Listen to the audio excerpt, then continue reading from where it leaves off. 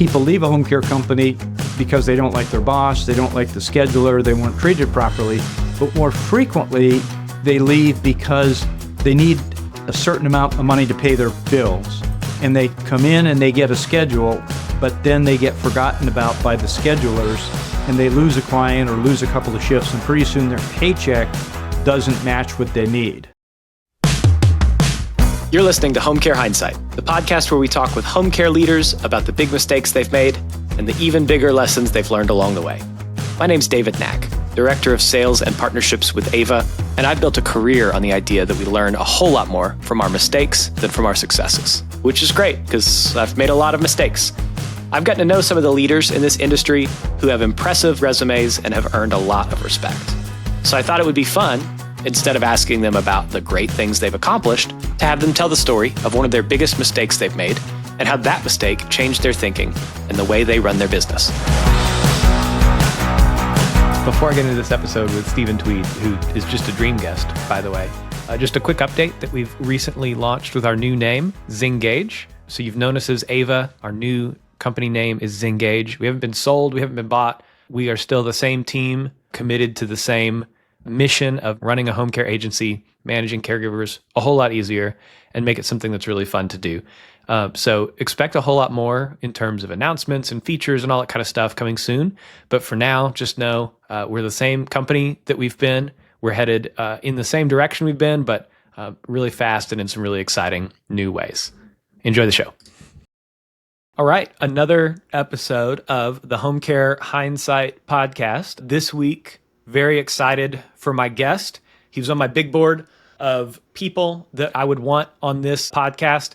I won't say exactly the position that you were in, Stephen, but you're very near the top. So, Stephen, thanks so much for being here. Thank you, David. It's great to be with you.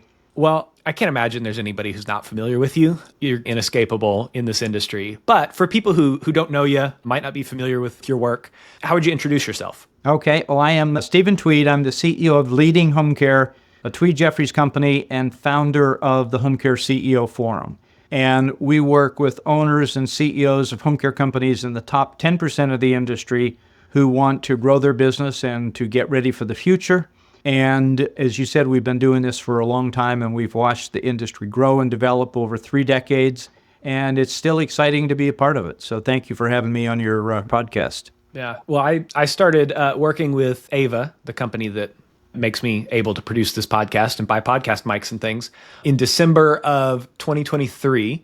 And the first event I went to, but maybe week 2 or week 3 on the job, I came to an event that you did in Orlando, which was one of your 2-day intensives that walks people through all the different parts of their business that they need to focus on. Obviously, a big focus on metrics, on what gets measured, gets managed, what gets rewarded, gets repeated, but also things around retention and culture and all those kinds of things. So I read your book on the plane. I had 2 days in person with you, and it really set me up for a lot of success, I think, in understanding this industry and being able to have intelligent conversations with owners in this space. So thanks for all your investment that you didn't know you made in my life. Well, it was great to have you there. And we did have some conversation, and that was our executive strategy retreat where we brought together companies to really vision the future and help them develop some action plans to grow their business. And we appreciated you and Ava sponsoring that event, and I was glad to meet you there. And we've had several conversations since then.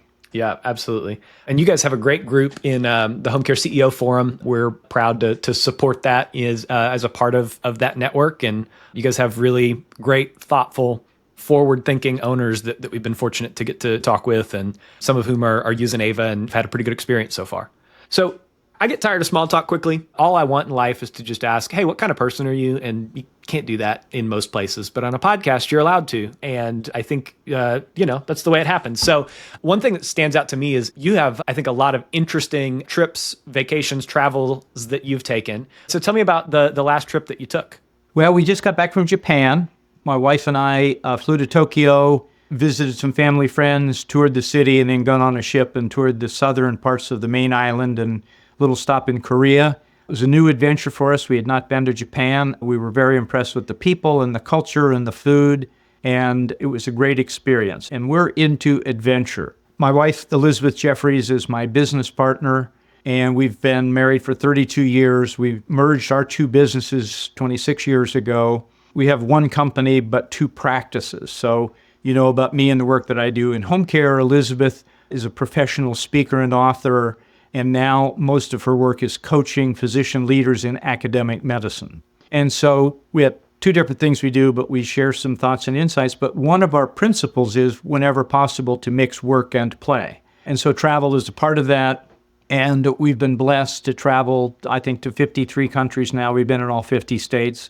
So it's part of our lifestyle. And Elizabeth has always got one trip that's coming up and one trip that's in the planning phase. And so we're working on the two next trips. Very good. Best meal you had, Japan and Korea? The best meal was at a little tiny restaurant in Nagasaki. We had been to see the atom bomb museum, came back to our ship.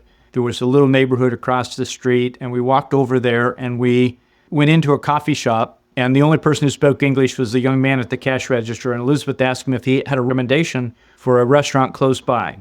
And he said, "Oh, the best restaurant close by." And he told us the name, and he got out his phone and he showed us how to get there. And we walked a couple of blocks, and it was a little tiny restaurant with 4 tables on the inside and a bench on the outside for people to wait for a table. And so as we were waiting, my wife is very outgoing and extroverted. I'm basically an introvert, although people don't believe that because I make my business speaking. But she engaged in a conversation with a young Japanese woman and her daughter, who was about 9 or 10.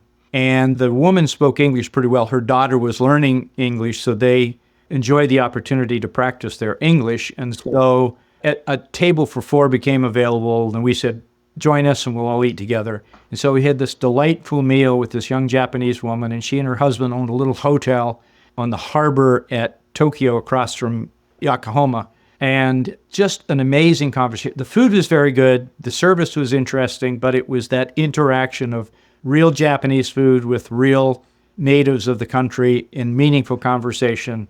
And that was a great experience. And those are the kinds of things that we like to do wherever we travel. Well, that's really special. Well, Stephen, thanks for coming on the show. I've brought you on here because you're somebody has a long history in this industry. You've accomplished a lot. I think you're a very well-respected thought leader and figure in this industry, but we're not here to talk about any of that today. Instead, I bring people on this show to ask them what's a big mistake that they've made in their career and what are the things that they've learned from it. So, Stephen, what's your big mistake? Well, probably the big mistake, David, at the time it didn't seem like a big mistake, but as I look back, if I have a regret, that may be it. Early in my career, a professional speaking colleague asked me the question. He said, "Do you want to grow a company or do you want to build a practice?" I said, "What do you mean by that?" He said, "Well, in the speaking business or consulting or coaching, there's 2 ways you can do it. You can be a speaker, author, coach, and be the solo practice, and you can have a team of people around to support you, or you can grow a company that provides that service and other people deliver the expertise." And I made the conscious choice back then, this is 30 years ago, that I wanted to be in a practice. And then later I ventured in and I actually grew a company with a partner, and then we sold that and I went back to being in a solo practice. I grew another company for a while and got tired of doing that, and I got to an age where it was time to begin to think about doing my life differently, and so I downsized that. And so I think looking back, perhaps the one big regret was if early on I had said I ought to grow a company and build a team of people and an infrastructure to really serve this industry, it would have given us the resources to do more, to touch more people.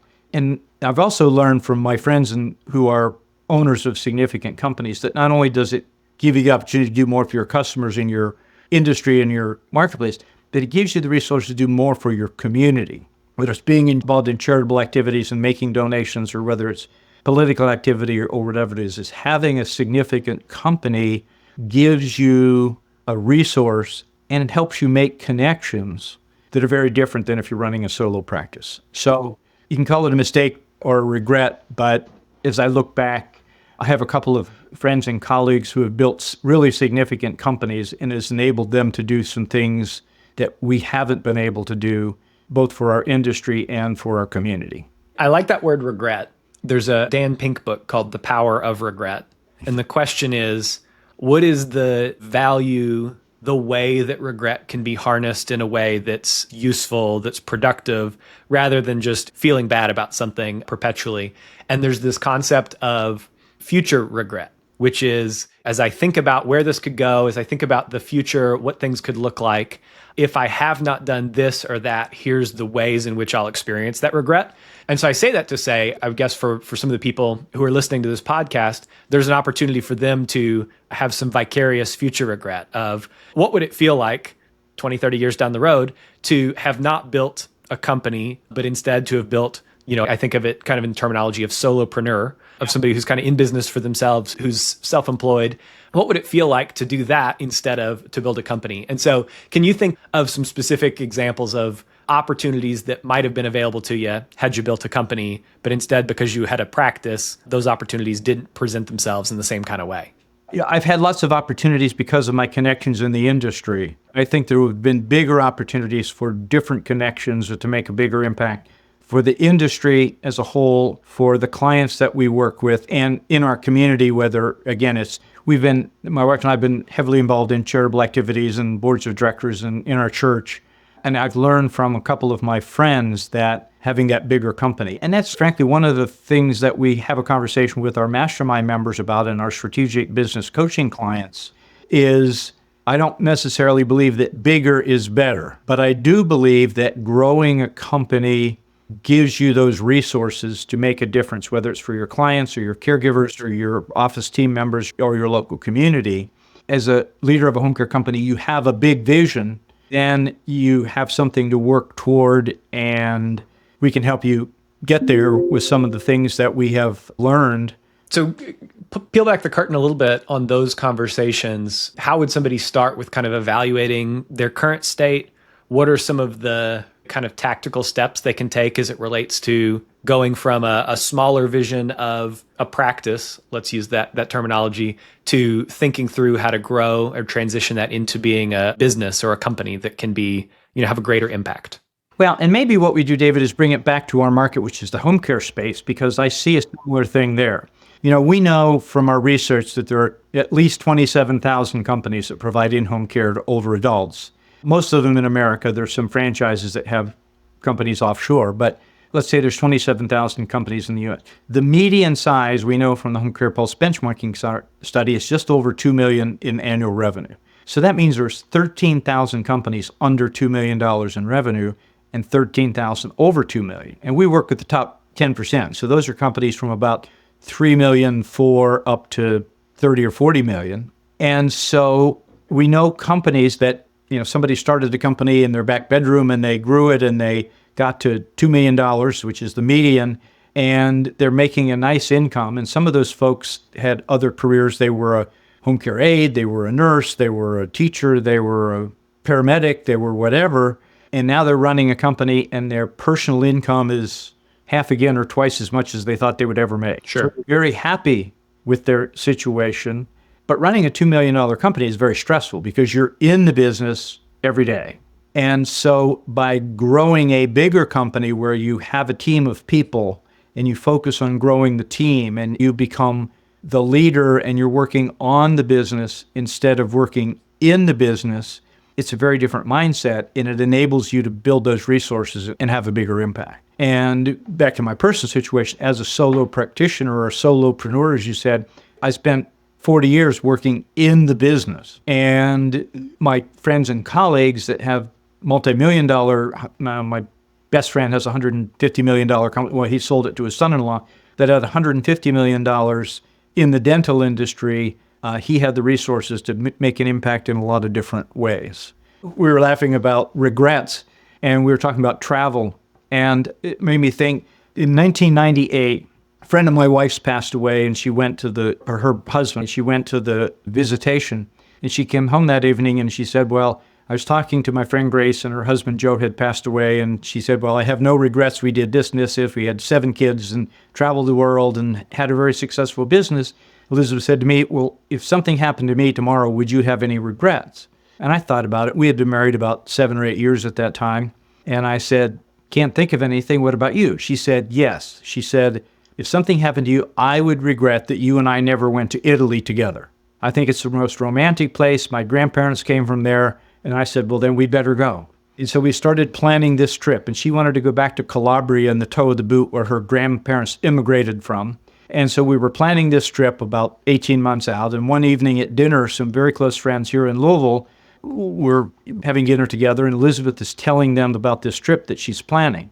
And Joe says to Carol, gee, that sounds like fun. We ought to go too. And my wife, who's the social director and the planner, said, that would be great. Why don't you come with us? And like on the spot, they said, yes, we'll go. So 6 weeks later, another couple, and this is my friend from Phoenix, is one of my best friends and has a very large company. They came to our home after a meeting, and we were sitting around the kitchen table eating takeout Chinese, and we're telling them the story about the trip and about Joe and Carol inviting themselves on our vacation. And Jim says to Naomi, wow, that's great. We've not been to the hill country. We ought to go too.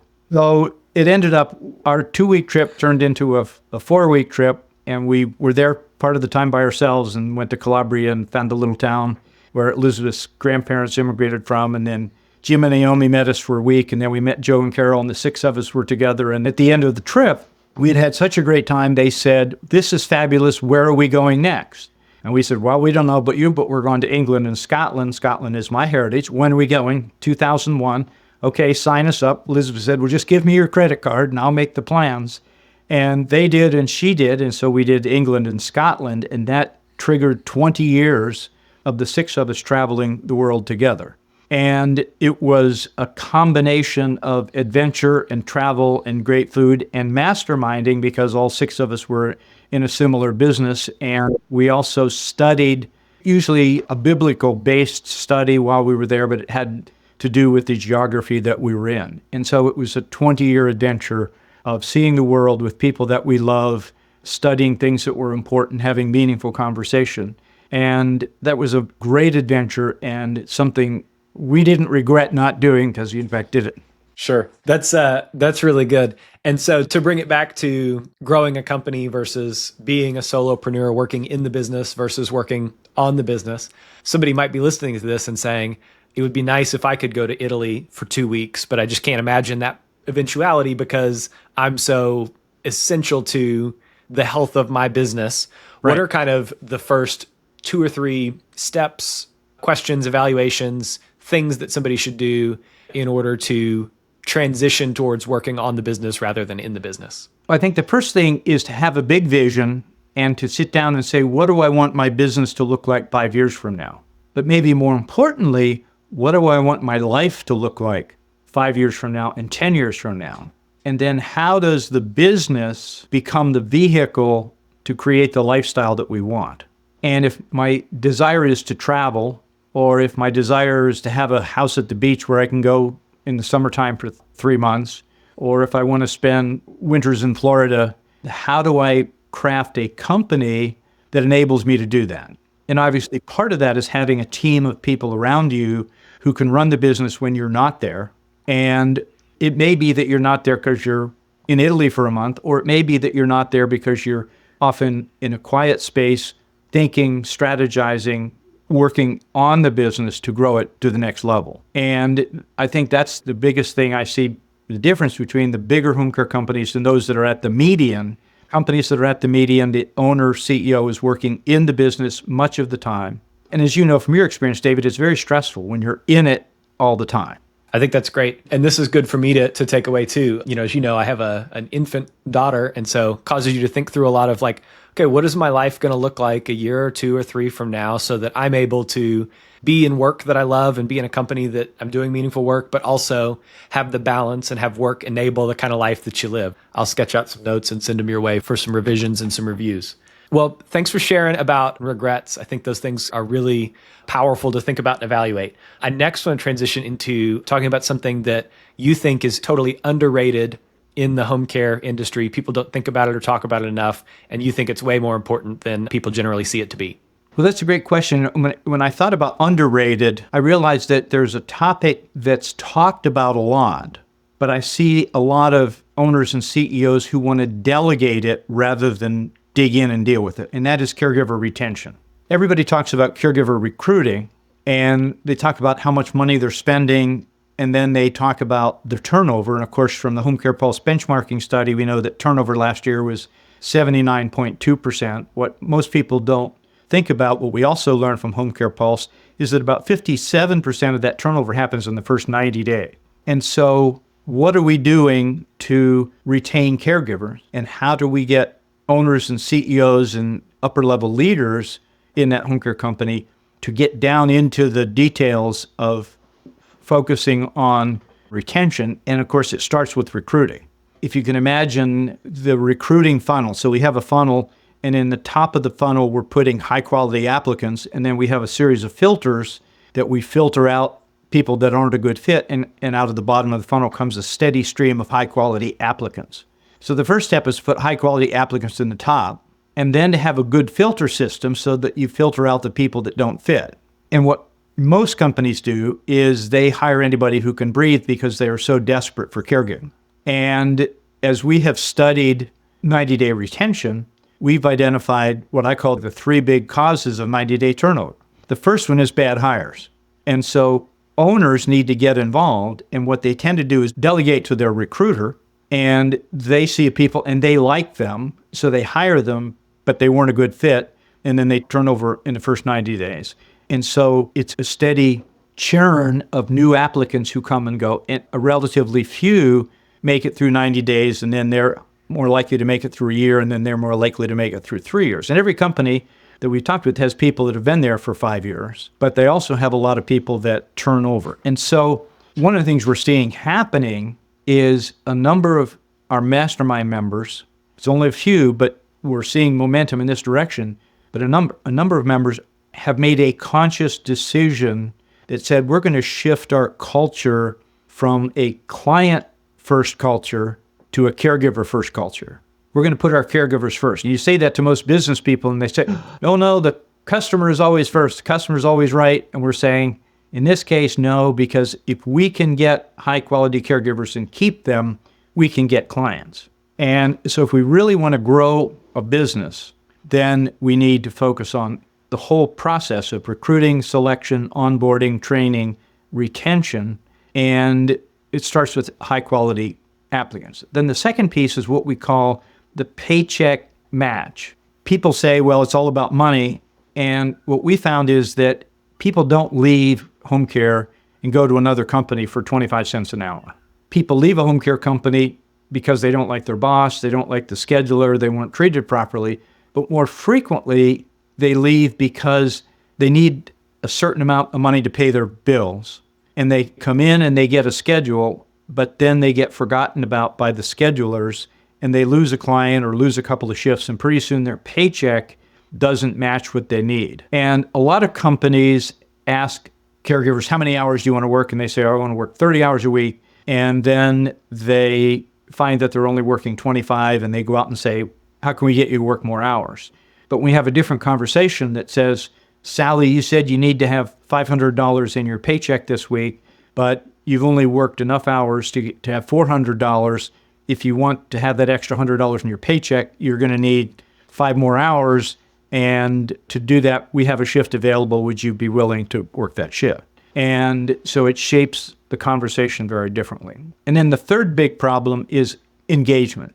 We hire that new caregiver, we do some orientation, we turn them out on their first shift, and the only time we talk to them is when we want to change their schedule or get another shift. And so they're out there all alone with people that they don't know, and there's nobody to talk to, and they don't feel supported and encouraged. And so that lack of engagement. And so as a solution, we've created what we call the Caregiver Care Plan, which is a step-by-step action plan for the company to take during that first 90 days. And then after the first 90 days, it continues, but with less frequency. And so for owners to get involved and get engaged and make sure that that process is working and happening, and make sure that their caregivers are getting off their desk chair and going out and building relationships and developing employer referral programs, because most recruiters right now are focusing on Indeed.com because clearly that's the number one online recruiting source. But we also know that caregivers coming from Indeed have the highest turnover of any other recruiting source. So that's a long answer to a short question, but it goes back to what's most underrated is owners and CEOs getting actively personally engaged in retaining caregivers. I'm noting here some tension between work on your business, not in your business, but also some very strategic plugging back in at the owner level into some of the most important processes within the business in the first place. So, but if I had to put words in your mouth here, it sounds like if somebody has gotten to a place where they're successfully working on their business, they're not responsible for all the day-to-day operations, they have much more bandwidth to strategically inject themselves back into the critical areas of importance within the business. Well, you're right. And I think that part of working on the business is the quote that you said earlier, what gets measured gets managed, what gets rewarded gets repeated. And so if retention is an issue, then we need to step back and look at the root cause and find solutions and work with our team and develop a process that's better than the old process. And that's step by step, in this case, retention. What are we going to do to retain people? And what do our team members need to do? What's the behaviors that need to be demonstrated, the consistent activity to get that retention that's measurable? And so I think working on the business means regularly looking at those metrics. And if the metrics are not in alignment with where you want to be, asking the questions, holding people accountable, getting them to re-engage and refine the process and do it more effectively. And so that's, I see, my experience, that's big picture leadership. That's not meddling and getting in the weeds. That's coming in because this is one of the major issues in home care today. And so if the CEO is not willing to dig into it and monitor it and get feedback, and it's not so much digging in and telling people what to do or physically doing it, as much as it is digging in and looking at the metrics and asking questions and helping people think through. And sometimes you find out that the people that you have on your team that you think are capable of managing their area of responsibility may not be able to do that. The company may have outgrown them and they don't have the knowledge or the skills or the willingness to grow into that new role. And so sometimes you have to make a change. Yeah, totally makes sense. And there's a lot that you shared in there around engagement and having those feedback loops with caregivers to ensure that people are utilized appropriately, that they have enough hours to make their life make sense. There's a lot about developing good referral programs, getting people to the 90-day mark, keeping them engaged. And all those are things that we think about a lot and talk with our clients about a lot at Ava. So thanks for that softball there. I'll do my best to hit at least a double out of it. But one of the things that I always say in these kinds of settings is we're not the experts at these home care best practices. There's people who've been doing it a lot longer than us, but we're really good at taking those best practices and building those into automated processes that just happen in the business. And so part of why I think this partnership has been a good one so far is you guys have forgotten more best practices than we'll ever know. And we're able to kind of stand on the shoulders of giants there and do what we can to automate those for the folks that we work with together. So thanks for giving me an opportunity to have a quick Ava commercial there. Always like doing those. So we talked about a big mistake that you made. And what I want to ask about is a little mistake that you see home care owners making all the time, that if they quit, it'd make their lives or their businesses like 10 times better. It seems like a little tiny mistake, but it has huge consequences. And that is particularly smaller companies that have a limited office team, they have a few people, they have a recruiter, they have a scheduler, maybe have a salesperson, and then they go out and hire an administrative assistant type person, lovely person, maybe very competent administratively, and they say, oh, by the way, your job is to answer the telephone, without really thinking through, does this person have the knowledge and experience to take a call from a caregiver applicant? Does this person have a knowledge and experience to take a call from a potential client? What's their speaking voice like? Do they come across with confidence? Do they speak the English language well? Because that first 15 seconds when a caregiver or a client calls on the phone, they create an impression of your company. And that image will last a long time and let you do something to override it. And so if the person who picks up the phone does not have a clear voice, if they don't sound confident, if they don't speak the language well, and they don't have the process of converting callers to clients, then they leave a last impression. And we know that the overall conversion ratio, that is, when somebody calls, purpose in the inquiry process is to schedule an in-home assessment. And the data is very clear that if you get into the home, sit on the sofa with the client, and the oldest daughter and have a meaningful conversation, you can close that sale. But you got to get in there. And so the percentage of calls that result in in-home assessments is in the mid to high 30s for most companies across the industry. And then between 80 and 90% of those in-home assessments get converted. And so the overall conversion ratio is in the late high 20s, low 30s. And so just think about that. If you're missing clients or missing caregivers because the person answering the phone is not well prepared, is not highly competent, does not have a good telephone voice, how much better would your business be if you were able to convert that at the point of the call? So it seems like a little thing, but it has big consequences, and I'm surprised at how many people overlook it and don't think it's important. It feels like, and I've been on the receiving end of these phone calls, it can feel like because there's enough phone calls that come through that are unqualified and there are people who are early in the decision-making process, it's not the right time for them to move forward. It can feel like the phone is a hindrance to the real work of the organization. And what I'm hearing you say is there's a big difference between how many agencies see the value of the phone call and how the people who are calling in, be it prospective caregiver or prospective client, see the value and the importance of that phone call. That's right. Exactly. We talked about a lot of mistakes, some that you've made, some that other people have made, but I like to end every episode on a high note. And so I want to hear about something that's happened lately in your business that you're really proud of. Well, I think the biggest thing, and it's happened over the last 18, 19 months, is the transfer of the ownership of the Home Care CEO Forum from my wife and myself at Leading Home Care to our friend and colleague and former mastermind member, Jensen Jones. Jensen acquired the Home Care CEO Forum in January of 2023, and he and I have been working together for the last year and a half and will continue for some period of time.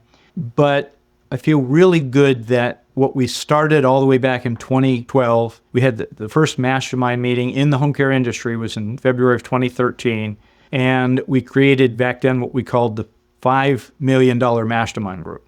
And back then, $5 million was a pretty big home care company. And that group started with 5 companies and 8 individuals, and they met for a day and a half in Tampa, Florida, and then we offered them the opportunity to continue to be part of the group, and they all said yes. 4 of the 5 have sold their businesses. The first company is still in the group. We call it the top 5% mastermind group, and there are now 9 companies between $10 and $30 million in annual revenue. And then we started adding other groups over time. And so we added our strategic growth group, which started with 3 companies that were between 1.5 and 3 million. Today, we split that into 2, and there are 25 companies. And then we added the 10% group, which is companies between 3 and 6 million. And I think there are 13 companies in that group now. And then we added the 7% group. That's between 10 and 5. And people say, where did you get those percentages? Well, it goes back to the Home Care Pulse benchmarking study. So the 95th percentile in revenue in the industry in 2023 was about 12 million and change. And the members of our 5% group average about 14 million in change. So their mean revenue hovers around that 95th percentile. And then the same with the 7% and the 10%. And so the fact that these mastermind groups will continue after I'm no longer able or willing to lead the groups, and the fact that Jensen wants to scale that, add more groups, add more facilitators. And so for me, that is a real win in terms of leaving a lasting legacy in the industry. As a speaker, author, solopreneur, my whole future mindset was when I'm no longer able to do this, I'm going to turn out the lights and lock the door. And now we know that some of what we contributed to the industry is going to continue. That's such an impact of the work that you did in the first place was good enough that, of course, Jensen and you worked together to transfer the ownership and continue the impact. But such a staple of the industry that it's really, people are happy, I'm sure, to see that impact is going to continue, but it's not dependent on you working for forever and ever if that's not what you want to do. So I love that. If people want to get involved with you or with the mastermind group with the Home Care CEO Forum, how can they find you? Well, for the mastermind groups, the website is homecareceo.com, and there's buttons on there about mastermind groups, and there's a blog and has some other information. But the focus of the Home Care CEO Forum is those 5 mastermind groups. My business that still exists and I still retain is called Leading Home Care, and the website is leadinghomecare.com. And I'm doing 3 things right now. I'm speaking at association conferences and corporate meetings, And of course, COVID really slowed that down, and so there wasn't much going on there. But in the last 2 years, my previous clients have called up and said, hey, would you come and speak at our conference or come and speak at our corporate meeting, or would you do an online presentation for us? So I'm doing more and more of those. Just did one yesterday for a longtime client. The second thing I'm doing is industry research. We're working with some companies in the industry that want to gather information. We did a future of home care research project the end of 2023 for Access Care. They published it as a white paper in the early part of 2024, and we're looking at doing some studies there. You mentioned the benchmarking studies with Home Care Pulse, and we've worked closely with them over the past 15 years to encourage people to participate in that. And then we do some other individual studies or focus groups or whatever. Some of it for individual clients, whether it's a home care company or whether it's a supplier to home care. Some of it we do on our own. So, for example, a couple of years ago, I wanted to learn more about retention, and so we did the best caregiver study, and we got 10 member companies of the Home Care CEO Forum. We had them identify their 20 best caregivers, and we asked them to fill out a little 8-question survey monkey, and we got some amazing information and data that we then published as a report. We turned it into content for keynote speeches and seminars. And so I was thinking about this yesterday. I was doing a presentation for our National Speakers Association, getting ready for a presentation coming up. And part of what has worked for me in my business over the last 40 years in home health care and hospice and now home care, the last 20 years, is working with industry leaders, identify issues, what's keeping them awake at night, what are the challenges that they face, and then do research, whether it's a survey, interviews, focus groups, gather information and data, and from that develop solutions, and then release those solutions in multiple channels, a keynote speech, a seminar, a book, an ebook, whatever. That's how the Conquering the Crisis book came about that I wrote in 2017. We had been actually looking at caregiver recruiting and retention since 2006. But then with the economy going down in 2008, 2009, the crisis was less severe, but then it started coming back, and of course the last couple of years. And so by identifying an issue, doing the research, finding solutions, and then putting that out there in multiple channels is how we've made an impact on the home care industry over the past 3 decades. And so I'm continuing to do that research. The most recent product that I just came out with is an ebook that we just released on our website last Monday called 6 Secrets to Selling Home Care to Your Ideal Client. And again, it's based on the idea that so many small companies are just chasing clients and chasing caregivers and have not thought strategically about who is their ideal client. And we define ideal client big picture as clients that bring in high hours per week and long lengths of stay. And when you have a client like that with a steady schedule, then you can go out and recruit a full-time professional caregiver who also wants to work high hours per week and long lengths of stay. And when you put those two together, when you have a client and a caregiver who have a good chemistry, they both stay longer. And so strategically figuring out your ideal client and your ideal caregiver and developing systems to attract them both helps you build a stable, steady company. And so that's some of the research we've been doing. And so that ebook came out. Another ebook that came out right before that, it was actually a rewrite of a book we did back in 2013 that I wrote with a colleague of mine who was a bank trust officer called Increase Your Income Selling to Bank Trust Officers and Other Trusted Advisors. Because our data show that the clients with the highest dollar value per client, that is the total revenue over the life of the client, doesn't come from hospitals and physicians and home health. They come from bank trust officers, geriatric care managers, specialty advisors, financial advisors. And so when companies figure out their ideal client, then they can focus on the referral partners that will bring them those ideal clients, and they can build a more stable, steady schedule. Very good.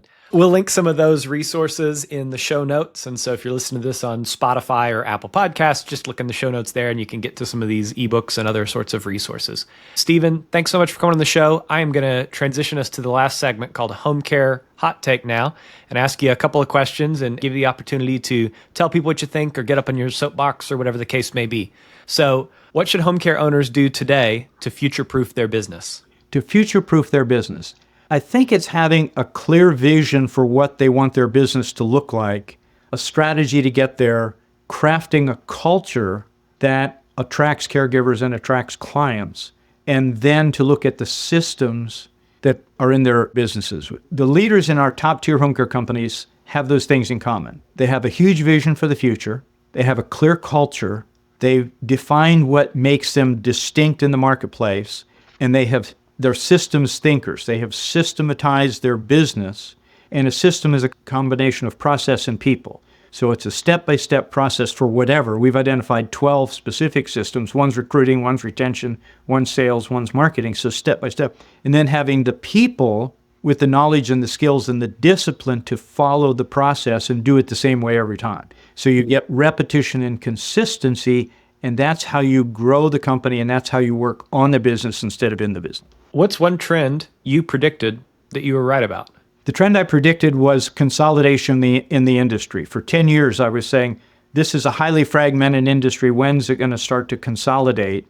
And we've seen that consolidation happening in the last 10 years, but particularly in the last 5, as a number of private equity companies have entered the home care space, and they have acquired companies. Of course, in the franchising side, I think 10 of the top 12 franchises are owned by private equity.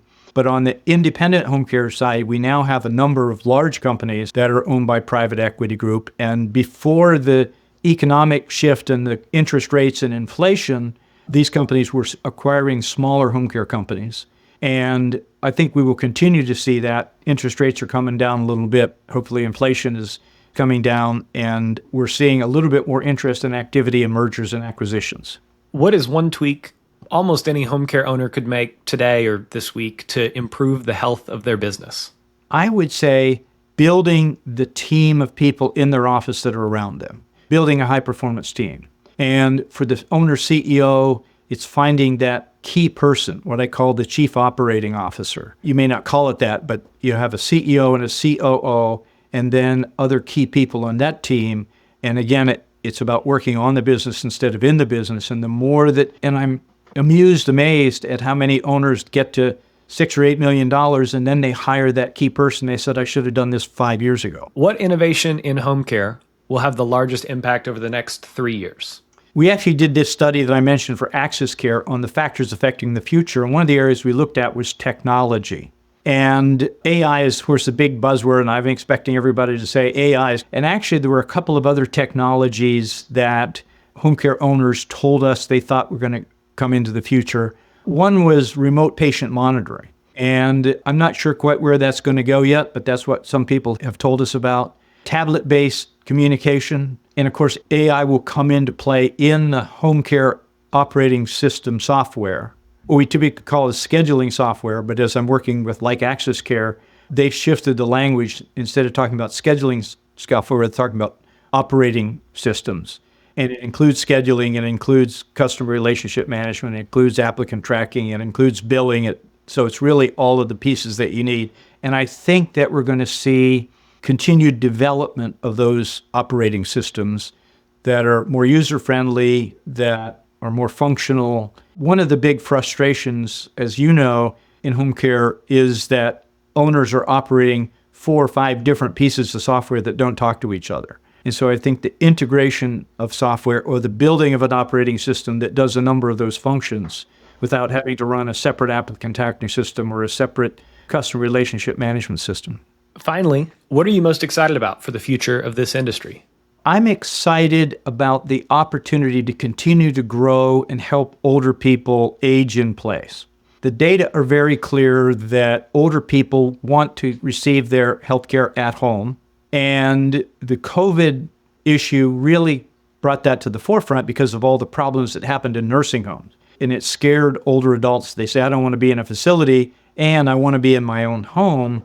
And so there's much greater awareness of home care than there's ever been. And so it's a very exciting place to be as an owner in building a significant company. There are 2 issues that I think are slowing that process down. One, of course, is the caregiver recruiting and retention crisis. The other is inflation and the increasing cost of staff, of services, the cost to the company, which means they have to increase the price to the consumer. And we're, in some markets, getting to that point where consumers are looking at this and saying, I can no longer afford this. And there's really three buckets of consumers. There's the high net worth people who can afford it no matter what. There's the low net worth, low income people who get their healthcare through Medicaid.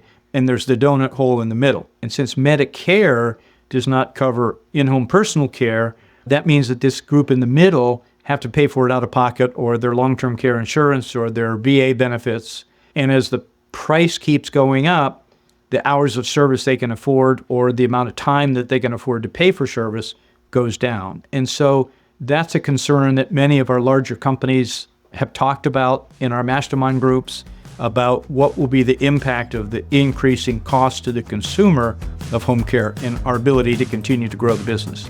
Exciting times, not without its challenges, but there's companies who are growing really great businesses, and I know you guys work with many of those that are moving ahead, building a great company in spite of all the challenges that exist. Stephen, thank you so much for being on the podcast. Really appreciate your time. Well, David, thank you, and thank Ava for sponsoring this podcast and for all the things that you are doing to help those companies connect with their caregivers and keep them working. Appreciate it. Thank you. On behalf of the team here at Ava, thanks for listening to our show. We'll be back next week with another episode, so make sure you subscribe wherever you listen. If you have feedback on the show, leave us a review on Apple Podcasts or Spotify, or send us an email to podcast@joinava.com. Thanks, and remember, the year may be 2024, but hindsight is always 2020.